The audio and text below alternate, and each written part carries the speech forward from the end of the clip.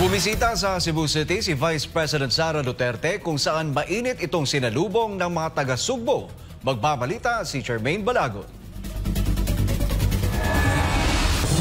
Hindi magkamayaw ang mga residente ng Barangay Dulho Fatima sa pagsalubong nila kay Vice President Inday Sara Duterte. Malalakas na hiyawan at kaliwat ka ng selfie ang pinaunlakad ng bise sa mga taga-suportang Cebuano. Umaga pa lang nitong Miyerkules nang nakipagkamustahan na ang pangalawang Pangulo sa ilang barangay ng Cebu, kasama si dating Cebu City Mayor Michael Rama sa pagbisita nito sa mga taga-suporta. Mao gani nang kinahanglan jud ko mo ani kay kinahanglan jud ko magpasalamat sa mga Cebuano. Isip po sa pod ka Cebuana no, ang mga kagikan sa ako ang inahan ug amahan na gikan sa Cebu, gikan sa Tuburan, gikan sa Danau, lain pang mga municipalities sa diri sa Cebu. Mao nang kinahanglan jud nga personal ko nga magpakita sa ilaha ug magpasalamat sa mga Cebuano.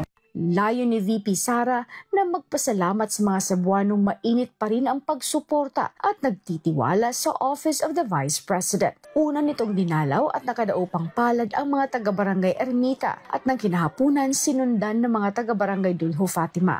Halos hindi na madaanan ang pangunahing kalsada ng Barangay Dulho Fatima na inokupan na ng mga nag-aantay na residente sa pagdaan nito. Pati mga bata ay kilala ang Vice Presidente at nakipag-selfie na rin. Halos lahat ng senior citizen na nag-abang sa mga kalsadang dadaanan ni VP Sara ay nakakuha ng pagkakataong makalapit at makausap ito.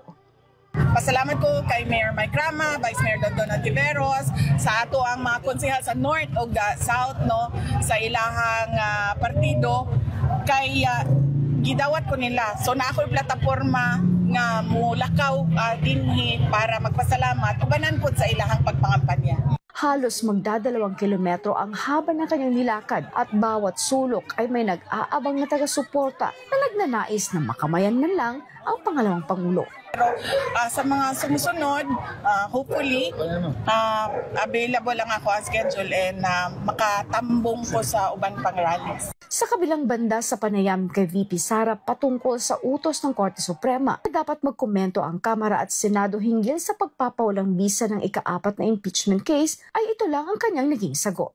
Ug ang mga abogado po ang mas nakasabot kung unsa ang proseso sa impeachment. Sa tanong kung bakit wala ito nung bumisita si dating Pangulong Duterte sa ginawang indignation rally ng PDP laban dito sa Cebu, ay mabilis ang naging tugon nito. Yes, of course. Oo, gi-promise ko ni kay Mayor Mike kaniadto noon nagbisita kog Cebu pero wala ko nagkapanahon nga muumban sa ilaha. So nag-promise ko sa iya nga ubalik ko o nag-buhat schedule para sa ilahang pundok nya ningon ko nga muumban ko sa ilaha.